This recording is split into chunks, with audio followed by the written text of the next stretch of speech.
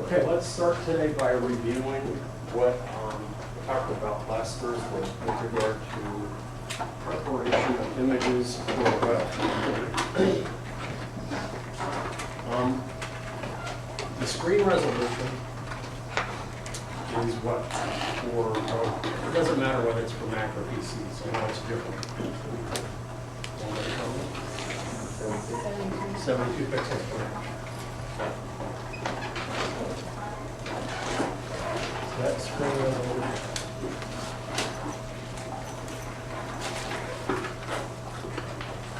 So, since we're not printing, then that means everything that we do in this class, all the images that we prepare, either in Photoshop or Fireworks or whatever program you use, will be what resolution? 72 pixels per inch. That's all we need. You don't need more, or you certainly don't need less. You don't need any more. So everything in here will be done at 72 pixels per inch. That's what we're working with. In order to put these images on the web, so image file formats.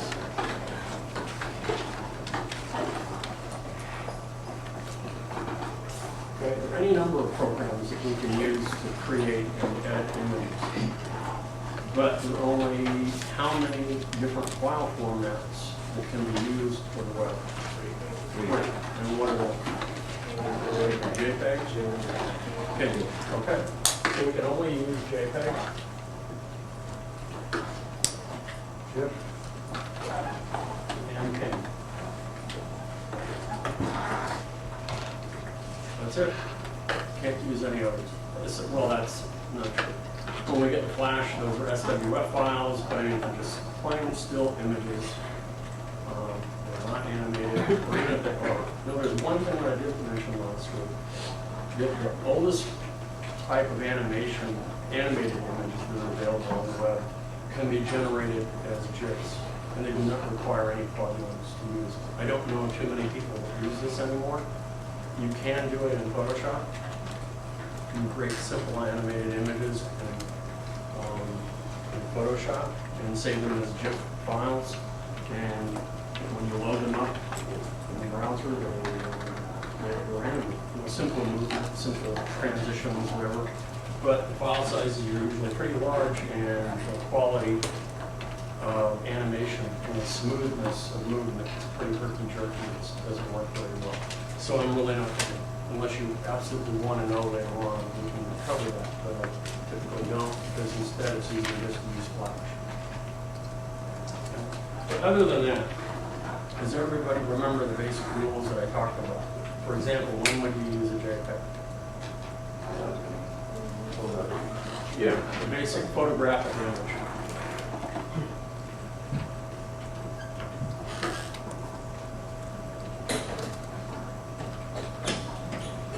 So, but any kind of image, I mean, it could be an illustration, it doesn't have to be a photograph, but something with transitions in tone, gradations, things like that. If you illustrated type, and you had the type look like Chrome, it's three-dimensional looking, and it had transitions and tonality, so that it looked three-dimensional, as opposed to two-dimensional.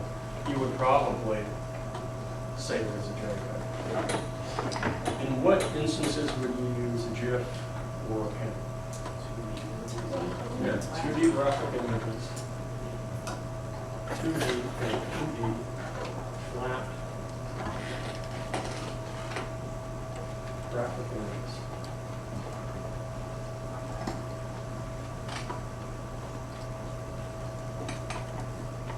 So there's no no change in tonality. It's flat, two-dimensional. And what would be other instances that you would use a GIF? Maybe you just decided that you had a photograph image, but you had to use to do what you wanted to do was by using a GIF. Yeah. So, or transparency.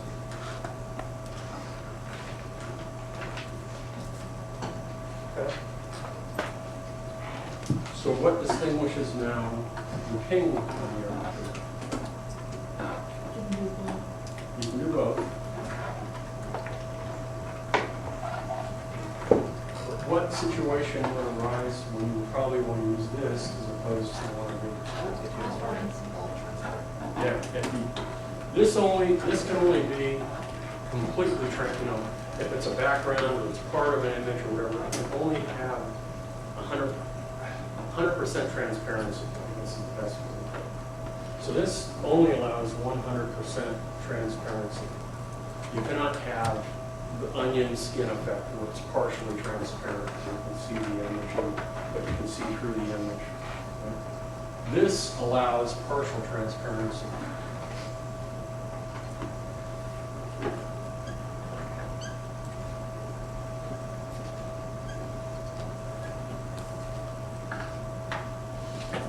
This file format, not too many years ago, it had not been widely adopted by a number of browsers, so it was pushed off to the side. But now it is, so it is pretty safe to use.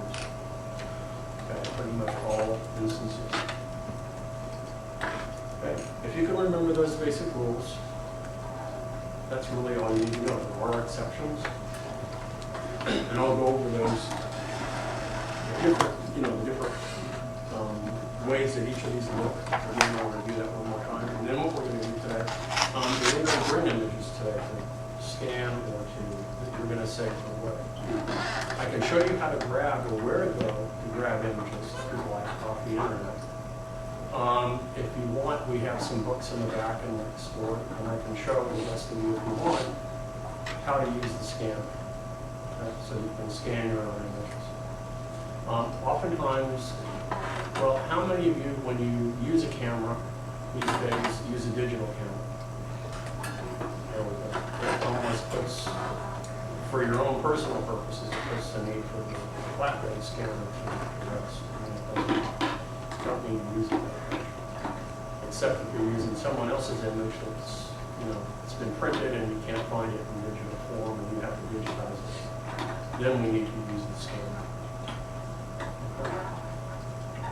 So if you can remember that for simple preparation for your images.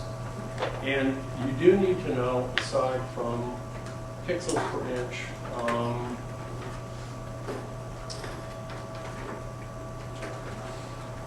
you do need to know the physical size that you're going to use it. And I prefer, it can be measured in inches, it can be measured in millimeters, centimeters, whatever you want.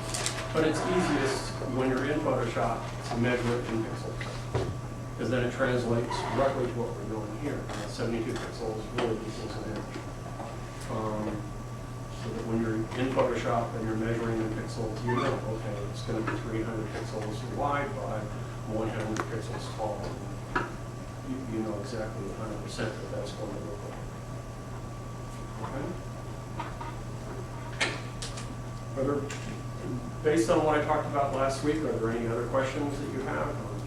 Or maybe something, I'm going to run through some of these and show you the basic steps again, and show you some samples of each of these. Photographic image, 2D flat, and then both, as well as with backgrounds removed, and transparency when you use those file formats. I'm not going to worry too much about memory. Talk about the matted image, the background, or the little fringe where we change the color so it would match. That's just, I know that probably confused a lot of you, but it's not that an issue at the moment. I don't want to talk too much about that. I'd rather just make sure that you understand how to save these three formats and how to use Photoshop in order to do that. Okay?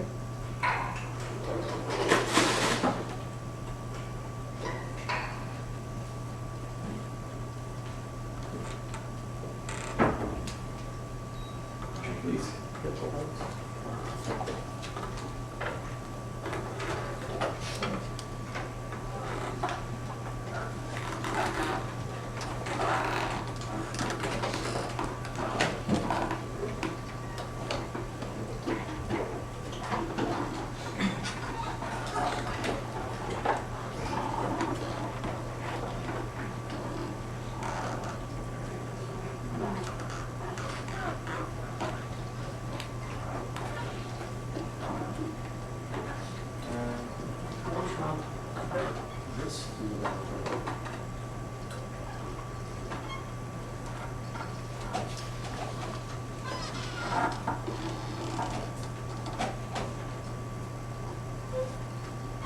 And I'm going to use the infamous rubber ducky. Rubber ducky. Let me go back to the original one inside Photoshop, Photoshop samples file. So let's go to applications.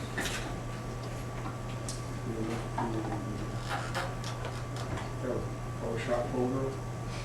We look at samples, and there is the document. So when someone gives you an image, scan an image,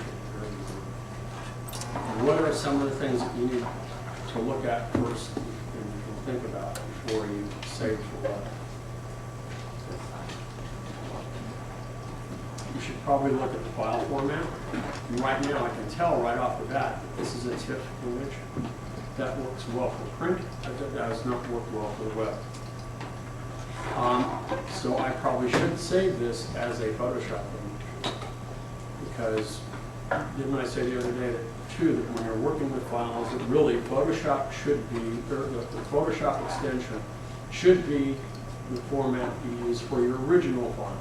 That's not the one that you put up on the web, but that is anytime you make revisions to an image and kind of changes at all, that you go back not to your GIF or your PNG or your JPEG, but you go back to your original Photoshop document, make the changes, and then save to the web again. Is that clear to everybody? Okay. So the first thing that I should do is I should probably go to image size, so I can see what resolution is. It is, I don't need to change this. If this were 300 pixels per inch, I would have to throw away pixels and reduce this to 72. Make sure when you do that that you do not have resample image turned off, because when I change this 300, notice that it reduces the size of the image to about 1.5 by 2 inches. But if we're starting with a 72 pixel per inch image, we're almost set to go. The next thing that you should look at is the size in pixels, 500 by 546 pixels. And when I look at the image on my screen, I can see that it's at 100%. This is the size that it would show, that it would be viewed on my browser. Now, if this is the size you want, then leave it alone. But that would be, for web images, a large image. Does anybody remember the average web page size that I said we would be probably designing? About 800 pixels wide by 600 pixels deep. So really 800 pixels wide is about the maximum width. And if the width of this image is 500 pixels, that's almost the width of an entire page. So that would be considered, that's fairly big.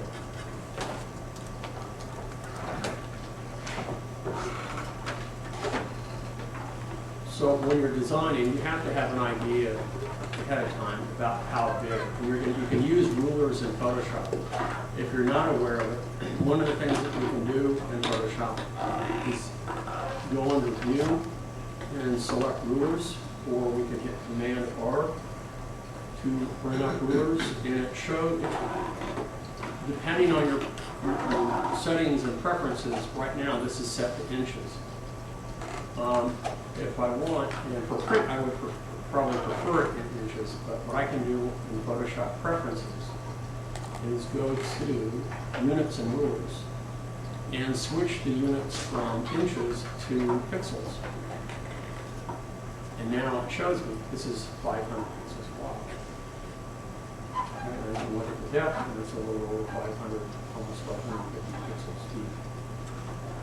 So I know 100% this is exactly the size it's going to be viewed on the web. Now I can go back to image size, and I can change this. I don't need to change the resolution. Let's reduce this just for the heck of it, maybe 300 pixels. And I would keep the width and the height linked to one another. If you don't do that, then when you change one and then you change the other, you'll get a squash or stretch effect with the image. unless that's the effect that we're going for. It will not, the ratio between width and height should be maintained.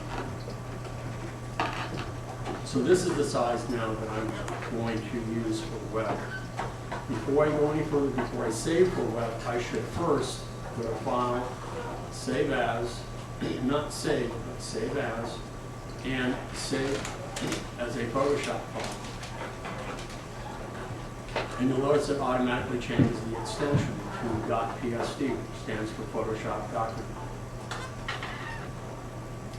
Okay. One more important thing, another technical thing that we unfortunately do have to deal with.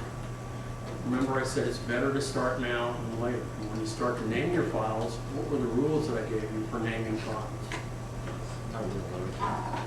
Start with the lowercase. What did I say about spaces between words, and what did I say about special characters? Yeah, no spaces between words, or if you do have a space, use an underscore. No special characters, so no ampersands, no question marks, no exclamation marks, no quotes, no whatever. And the other one is never start the name with a numeral. So don't start with 2. Something like that. It can end in 2. Don't start. So if I save in my Photoshop document in the proper, format or the naming structure, anytime I save for web after that, it will automatically be correct. I don't need to worry. It will automatically change the extension for me, and each of the files will reside next to one another in the same folder, so I don't need to worry. Okay. So I'm going to save mine on the desktop. If you're not, you're going to save yours in your flash drive. So this is my original. If I choose to add layers, if I choose to add type, if I choose to make any kind of, add any effects to this, or filters, or whatever, I can do that. And all of these changes can be saved and modified because it is an original Photoshop document. But as soon as I save it as a TIFF, as soon as I save it as a JPEG or a GIF, or PNG, or whatever other file format, most of them that are used for print or for the web, it flattens them. So all of those layers, all of those effects that were editable before are no longer editable. That's why I'm emphasizing that your original is always a Photoshop document, so you can go back to it and revise it. What is one of the other problems if you open up a JPEG, make changes to it, and then save it as a JPEG, it compresses it.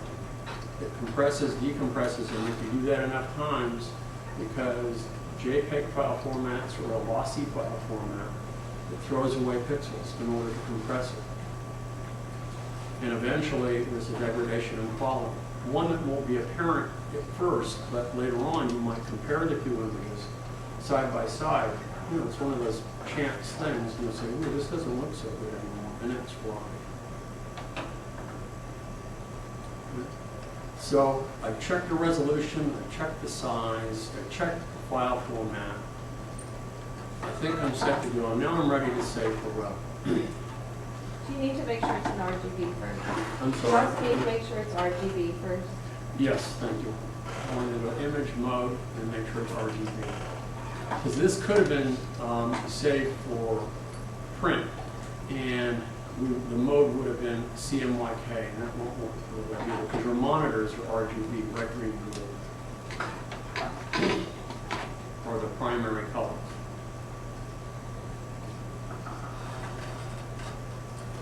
And also, in most cases, one other thing to add complexity, just 8 bits per channel is fine. When you get up to the 16 and 32, it probably won't work. So 8 bits per channel. In most cases, you will not have to check for that, the bit depth, but you will have to change from time to time, and check from time to time the color mode. And it does tell you right here in the parentheses that this is an RGB/8-bit file. So you can tell right off the bat value. What is the bit? Bit depths have to do with the number of possible colors per pixel.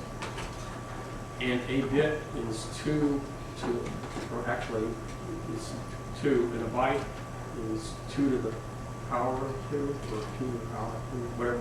So if I have an 8-bit image, then it's 2 to the power of 8, and that's 256. So I have for each pixel the possibility of 256 colors for that one pixel. And when you get into 16 bits, then that's thousands of pixel or color possibilities. 32 gets into millions, and it also, actually 24 gets into millions, and 32 then gets into alpha, which is transparency and other things. So most of those are reserved for other things. You can put stuff online on your monitor, but not for saving it for the web. So now that I'm ready to save this for the web, and I just want to save it as a plain old image. Excuse me, what size did you pick for the pixels? It's not important. I made the image smaller than what it was, 300 by 328 pixels. It could be 400. I could have left it the same size. It's really not important. The point is I wanted to change it a little bit so it was more compatible. And we looked at some web pages the other day. Most of those images that we saw on web pages were pretty small. But there are instances where you may want one large image. It's not often. Small images load much quicker than one big image, and that's why when you see the slice tool and stuff, that it's better to slice images out, which you don't want to go there. So now that I'm ready to save this to the web, what do I do? Do you go to File, Save for Web? Correct. File, Save for Web and Devices. And it really brings up an ancillary program. At the top, there are 4 tabs.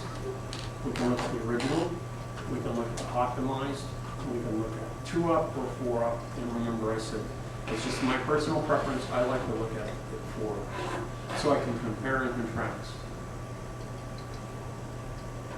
The next thing that I need to know is if I'm designing for a particular audience, I need to consider the baud rate, the lowest common denominator, their modem is set to it. And by default, when you open the program, it's usually set for a 28.8K modem, which is very slow. You've got an old dial-up modem. But today, if you want, you can click here, and I set it to 56.6 kilobytes per second. And that is still a pretty good average. Most people in the world, I guess, still have, on average, 56.6K dial-up modem. But remember, I said if you're only designing for someone who has a T1 connection, don't have to worry about the slow connections, and set it otherwise. But remember, when you do that, the higher the baud rate, you're eliminating all those other people at the bottom. It will take forever for those images to download to their computer. Does that make sense? Okay. So this tells me to my left, here's my original image. It's the ducky.psd image, and it's 288K. That is a very small font, but it's not small enough for the web. If I look to the right, depending on the last settings that you use, this one is set to JPEG, high quality, progressive. And you'll notice that now we've reduced it, we've compressed it even further, and it's 14.16K, and the download time for a 56K modem is 3 seconds. That's more than doable. That's very good. But if you're wondering, well, what if I were to use a GIF? What if I were to use a camera? Then you can come down to these other checkboxes and you can switch. We can go from here to GIF over here. And let's use perceptual color. No transparency, just white background. In the lower right-hand corner, I'll click on it. And I'll switch from JPEG to PNG in bit Ooh, King 8-bit doesn't look so good. It starts to posterize, doesn't it? Really, we have limited number of colors. Even if I use diffusion, or I use pattern, or I use noise for the dithering, actually noise looks the best, but it still looks pretty grainy compared to the others. So let's leave that. Say that's the best, you know, maybe I can live with that quality image. But then I look and I see, okay, this GIF takes 7 seconds. That's 4 seconds more than the JPEG, so that's not a direction I'm going to go. I look at the King 8-bit, and that's 5 seconds. That's still 2 more seconds. And it's, on top of that, it's a lower quality image. So you're constantly comparing and contrasting. That's what the bottom line will determine what you do. Now, when we get to transparency, that's different because you know that your download time will be increased by the other file formats that you choose, but it's a trade-off. If you absolutely have to have transparency, then maybe that's what you'll choose. You know, but if it gets too great, as I said, for your opening page, your index page, your home page, whatever you want to call it, it really shouldn't take any longer than maybe 10 seconds to download total. So it doesn't take many images, does it, to add up to 10 seconds. Text will download very quickly, you know, just a couple of seconds. So with one image on there, I'm already 3 plus some text, could be 5 seconds. I have 1 or 2 more images to my home page. Before you know it, you're up to 10 seconds. So this tool is extremely useful in allowing you to compare, make those comparisons. Before this was available, it was a kind of a hit or miss proposition. You had to save it, you know, go through each of these steps and save it, and then you would compare when you were done. You would open all the files, you'd look at the file size, you'd look at the quality, and it would take a long time to do. This can be done without actually saving anything. Didn't you say for a photo or that you would only use the JPEG though? Did you say for a photographic image you'd always use a JPEG format? Not always, but in 99% of the cases you will. I will, in a moment, show you one of those exceptions, and that's when we use transparency. So my vote is that we go with the JPEG. It's only 3 seconds. We can use high quality. I wouldn't go any higher than high for the web. That looks pretty good. Again, how can you tell? Is you just switch. And at some point, you're going to see a difference. Sometimes you won't. Maybe low quality will be adequate. Depends on, I guess, how good your eyesight is. And also, when you look too, you'll notice that even when I go lower, high quality adds 1 second, and that's all. So I'd rather go with the high quality rather than go with a medium or low quality and only gain 1 second.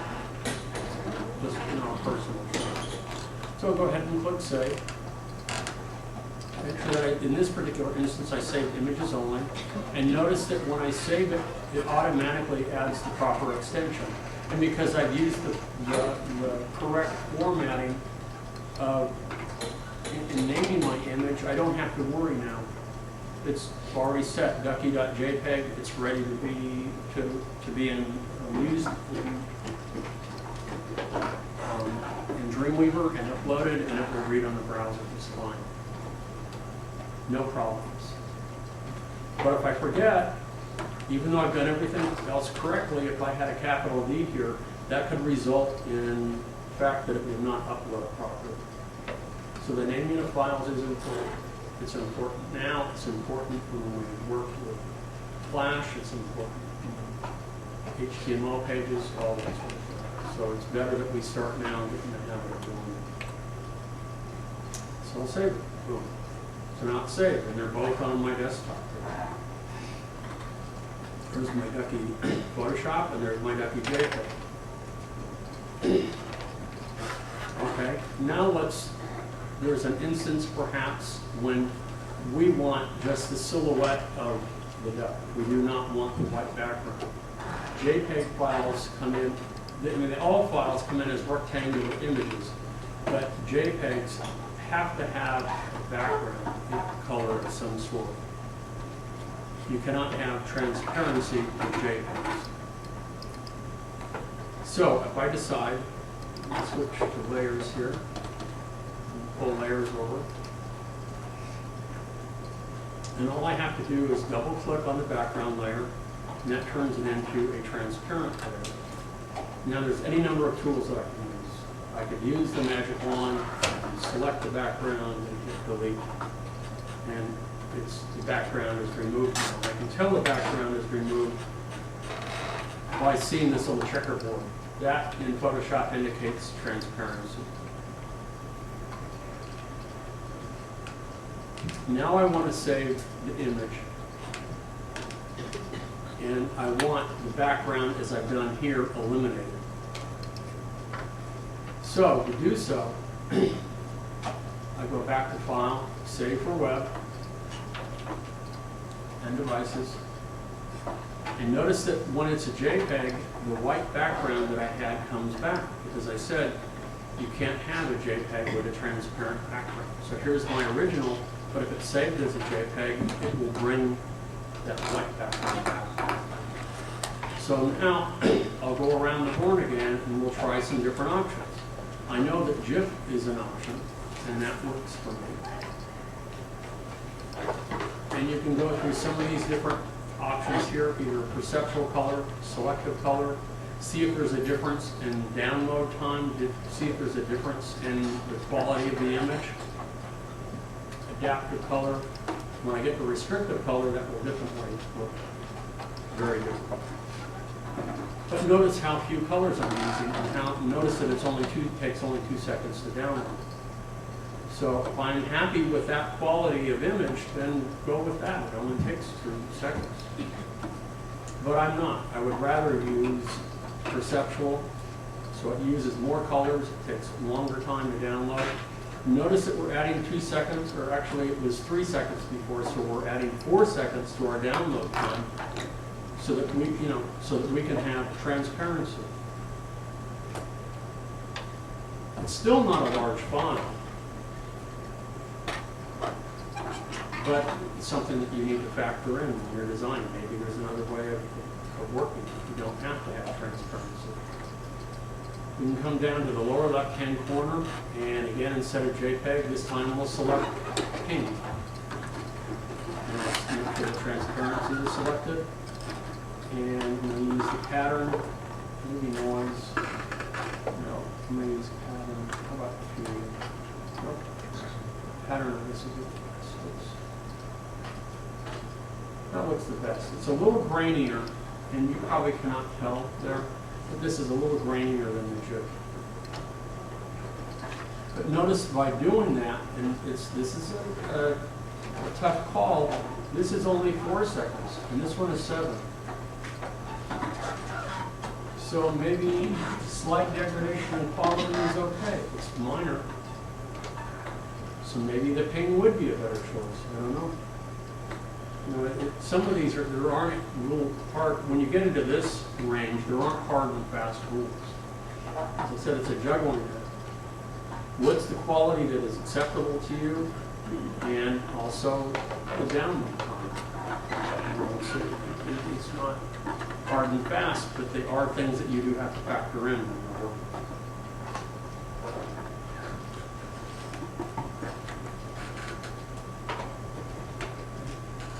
For me right now, probably because most people, for example, people that I would be dealing with, like all of you, have cable modems or DSL, and there might be 1 or 2 people that have 56K. So I guess I'm telling those people, cut. You know, but it's up to you. But if you're starting a business, or you're designing to try to reach the broadest audience possible, some little old lady in Hoboken, New Jersey, who's just started on the web and has a 28K modem, and you really want to get a couple bucks from her to buy whatever it is, the widget that you're making, then you would have to factor that in. But if you're designing, as I said, for an art director, it probably has a nice big 30-inch screen, has a T1 connection, you don't have to worry about it. It's not an issue. So that's, you always have to factor in the audience. That will oftentimes be the determining factor, and then you weigh, okay, so. So we'll go ahead and we'll save that as transparency. Go ahead and save. Images only. Notice it automatically adds the extension GIF. Click save. Save. Let's do one more. What if I were to take this and make this partially transparent? Maybe I was going to use this as a background image, or I was going to layer this on a pattern background. I wanted to be able to see through that. I didn't want it opaque. So I have, I'll say 50% transparency. So we'll go back and we'll save again. So that's what I mean by partially transparent. The background is 100% transparent. This, you can still see part of the duck. So it's partially transparent. We'll save for web and devices again. And now we'll look at the GIF. And you'll notice, compare the duck. That's why they have the checkered background. Notice that checkered pattern goes away in this one. That you can't have partial transparency with GIF. Okay, so GIF won't work for us. So let's go back in the lower left-hand corner once again, and we'll switch to painting. And you know what? Painting 8-bit doesn't work for us either. It's only when we select the lower right-hand corner and I select pin 24, that's where we're talking about, you're asking about bits, 8, 24, 32. Well, in 24, that allows partial transparency. But what you're sacrificing now is, look at this one, in order to do this, 20-second download time. That for me would be unacceptable. I would have to think of another way around it. The only time I would use this would be probably if I were planning on importing this image into Flash.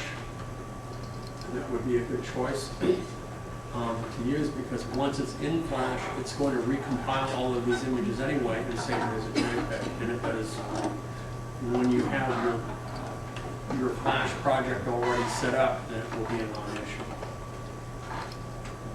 But to use it in an HTML page, in a book page, for me, that would be just too much.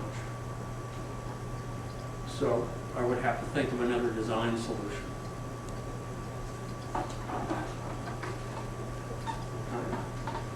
Does it also have to do with the size of the image? Does it also have to do with the size of the image? That also factors into it, sure. The bigger the image, the bigger the font. Smaller the image, smaller the font.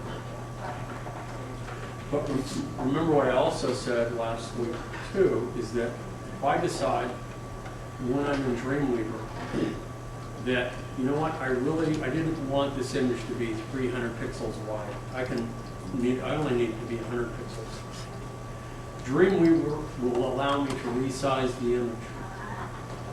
But when I resize it, it does not change the file size. It's a nice feature to have, and I think for some minor adjustments, it's good.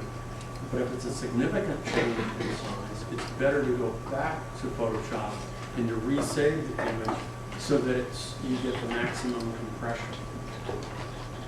Unfortunately, with web design, there's a lot of bean counting involved. I mean, you're trying to optimize the look, make sure that your page looks as good as possible, and at the same time make sure that the file size and total of your page is as minimal as possible, so to allow the end user to download that page as quickly as possible. I mean, even before the web, we as a culture have begun with television to develop very short attention span.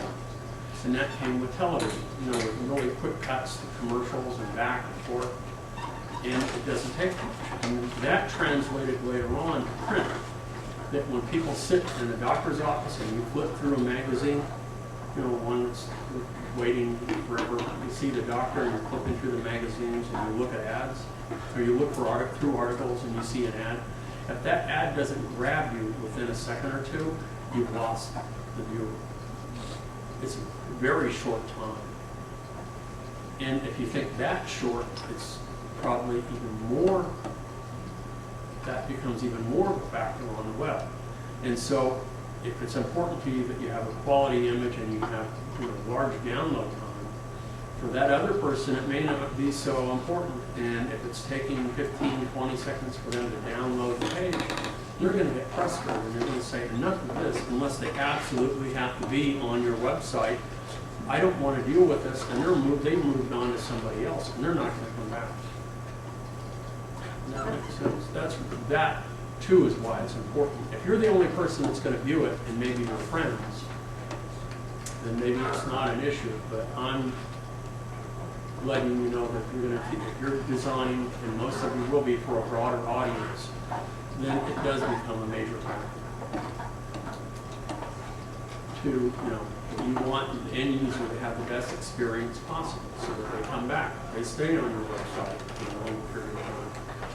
And then they have a good experience and then they come back. But if you thwart their experience with long download times and crummy looking images and bad, you know,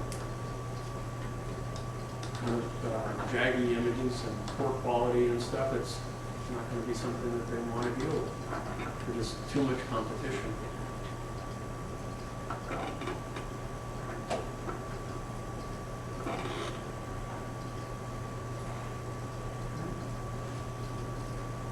So those are fundamentally the basic instances where you could take the same image and it could be conceivably a different file.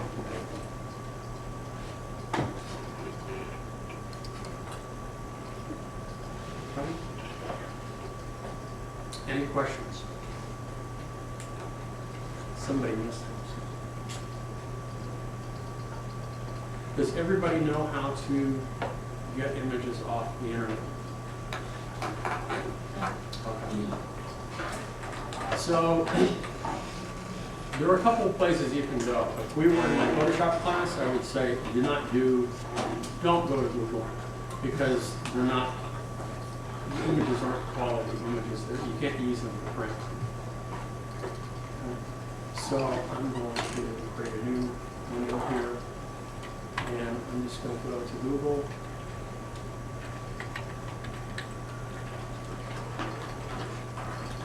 And go to images, and let's do a search for some masks. Maybe I want a picture of a mask.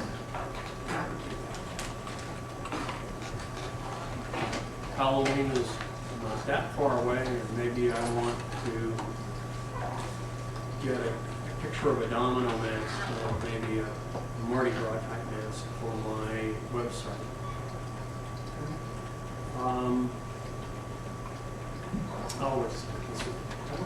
So if I click on it, and then I look at the image in full size, that's as large as the image you can get. To download this from here onto your computer, it can be one of two ways. If you have a 3-button mouse, you can right-click. It brings up a little menu, and I can save image to downloads, or I can save image as, or I can add this image to iPhoto. There's any number of ways of doing this. So I'll just say save image as. And name Christina mask, but I'm going to go back to lowercase. And I'm going to use an underscore instead of a hyphen. And I'll, again, save it on my desktop. You would save it in your image folder. And now it's saved. Now we can open up Photoshop and we can do with it what we want. Remember, however, that there is copyright infringement when you use this. For our purposes in class, no copyright infringement. As soon as you publish it on the web, you've infringed on someone's copyright, even though you're a student. I think it would be hard pressed to convince a judge that it's fair use. in class, it's one thing. When it's published for everyone to see, even though it's a student project, I don't trust the courts right now that they would agree with this. It's fair use.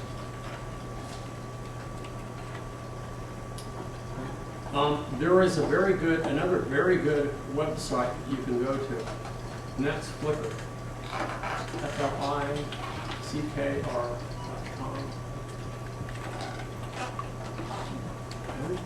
And this is where you can share your images with others. And you can register your images using something called a Creative Commons license. And that means not necessarily all rights are reserved, but some. And there's some pretty nifty images in here. Now, I already have an account. I can't remember. I hope I remember what it is. Can you get out? I don't have a Yahoo email.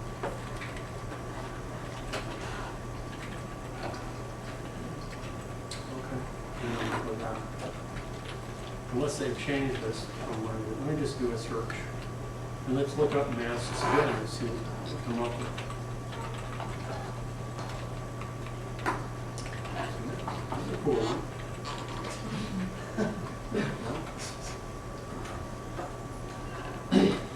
And what I'm going to do here is click on this image.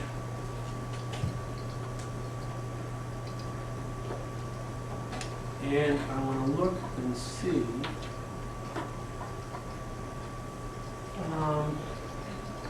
Should be fairly apparent, and it's not.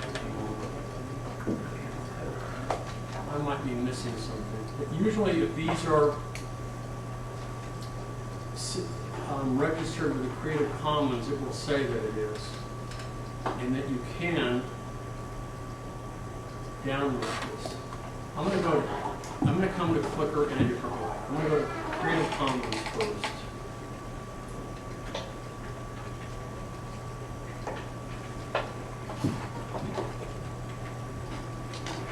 And what I want to do is I want to search CC licensed work. And I'm going to use Flickr with some other resources as well. So let's go back again. Let's do enter search query. Enter masks. This is pretty cool. So let's click on this one. This whatever. And let's see what is said here. Let's look at all sizes. See a little. This is what is unique about Flickr as opposed to grabbing an image off of Google, is that oftentimes you'll see that there are a variety of sizes that have been posted here. So if I click here, you'll see that there are a variety of sizes, all the way up to the original, which is 1,000 by 1,500 pixels. That's a pretty good size image. And this actually would be suitable for print. A small print image, but a print one just the same. So notice that we have a variety of sizes at our disposal. You can come down here and you'll see that this is registered under the Creative Commons license. And you're going to have to look to see what all of these symbols represent, but it typically means that you want this person, if you do use it, they just want you to give them credit. That it's for non-commercial purposes. That if you use it for commercial purposes, then you need to contact that person and you need to compensate them in some way. And this also means here that you do not allow any derivative works. Meaning you cannot take this image and manipulate it and create something else with it. But there are a number of images in here where they do allow derivative works. And the only contingency is that if you derive something from theirs, that you allow someone else to derive something from yours. And that's something that I prefer to do with my own. I mean, I would consider an honor if somebody took my work and was inspired by it and built something else based on it. I think that would be pretty cool. But some people are very protective of their images. It is mine. It is my creative piece, and I don't want anybody touching it. And you can share a little bit, but that's it. Some people don't want to share at all. You pay me for the right to use it, and that's it. Even to look at it. I want cache. But Flickr and maybe going to Creative Commons would be the best choice, so that you see all the works that are licensed with the Creative Commons agreement. And then you can download these. You just click, if I just want the large image, you can download the large image and it will come down to your computer and you can use it. It's pretty cool. And there are some amazing images. Remember that the other day when we watched, the first day in class we watched this video, all the images that they used of Notre Dame came from Flickr.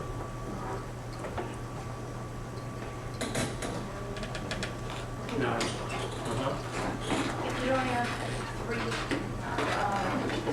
things on your mouse to save it, but to right click it, how do you file? Do you go to file? I'm sorry, no, if you don't have a right click, do a control click on the Mac.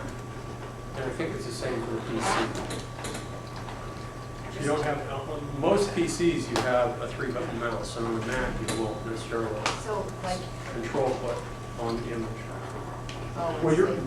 but also you're in Flickr, so all you have to do is click on see all sizes. Okay. Go ahead and click on it. There we go. Now they're coming out. Now you can click and you can download this. It will automatically download Okay, it. but if not, I go like that and save it in jazz. Right. And then the only thing I'm confused here, when we're saving an image here, is it, do we save it as a JPEG? Or is it Photoshop? Just use it at when, okay, good Just- question, good question. When you're downloading an image from the internet, first save it in whatever file format it's in. Then you open the image, and just as I did with the rubber ducky, it was a TIFF file I saved as a separate file, as a Photoshop file. And then I determined, when I saved for web, what file format I was going to use, what it was going to create. And by doing it that way, I still have the original file. I have a Photoshop file, which is my original file now, and I also have a file that is saved for the web. I can go back to any one of those. If you automatically take that image and download it from the internet and save it as a JPEG, I think you're limiting yourself. Because Okay, remember, you but can't like this one JPEG. says it's a JPEG. If it's already a JPEG, it's already one. I would still, before I did anything to it, I would save it as a Photoshop file. Okay, And then I would size it to the size that I need, and then save for web. Because you really shouldn't be saving a JPEG as a JPEG. Remember that, because what it does is it Because it compresses, changes it. decompresses, and that before you know it, you're going to have problems. There will be a degradation of quality. Because in order to get that compression, it has to throw away pixels. And I really don't understand the programming behind it, for that, the logarithms that they use to do that. It's, I guess in some respects, not important. I completely understand this has to know how to use it. Okay. So what I need all of you to do today is to either grab an image from the internet, resize it, maybe if you want to eliminate the background or do something to it, you feel like tinkering with it in Photoshop, save it on your flash drive as a Photoshop file, and then do a save it for web and devices, and then email me that save for web image. Attach it. Does anybody not know how to attach a file to their email? Generally a little button somewhere, whether you're on AOL or Gmail or something, where you click it and you can attach the file. And make sure all of the files that you're using are saved on your flash drive, because they may not be here when you get back if you saved it on the hard drive here at school. If you brought your own image, then open that up in Photoshop, which is probably most is yeah. the rubber ducky images that we worked on, can you sync those to our? You can, you don't have to at the moment. But it's more important that you, whatever images that you're going to download today for the first assignment, that you save those on your flash drive. The others, it depends on whether or not you want to keep that, the rubber ducky, for reference to help remind yourself that this is how you do.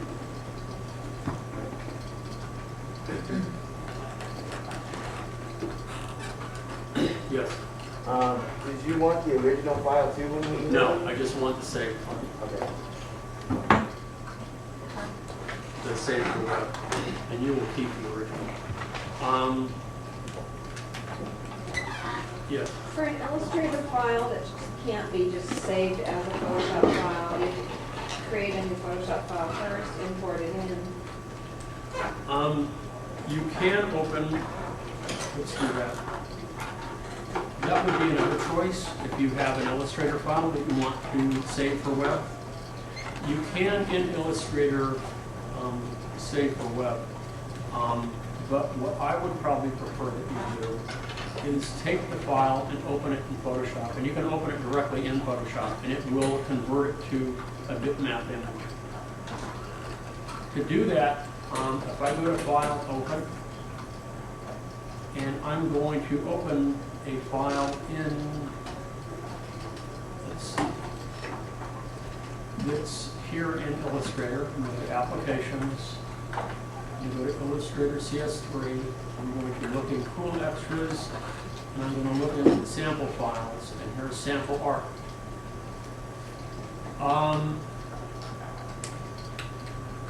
Let's open this one. It's titled Bedlam. This is an AI file. This is an Adobe Illustrator file.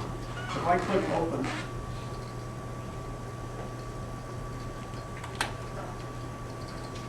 and I'm opening this in Photoshop, it gives me a dialog box, and it asks me what size I want to resize this to and what resolution do I want.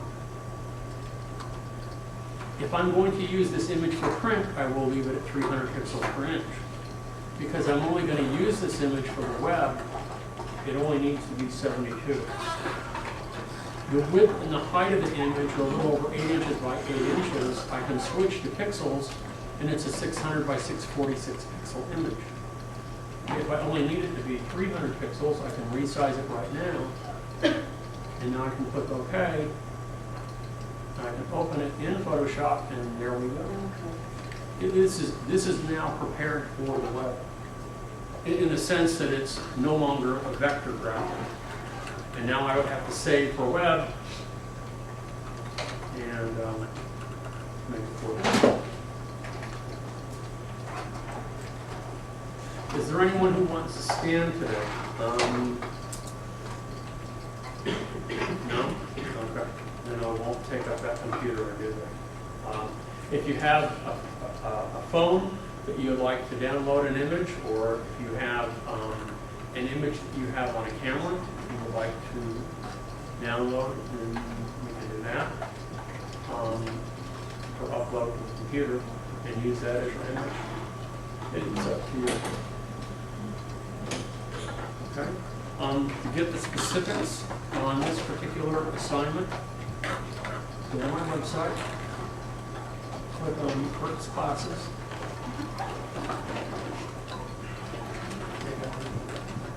Click on Handouts. Click on Part 196 Assignments. It will be the first assignment, Optimizing Images for the Web. And it's a pretty short description of what I would want you to do.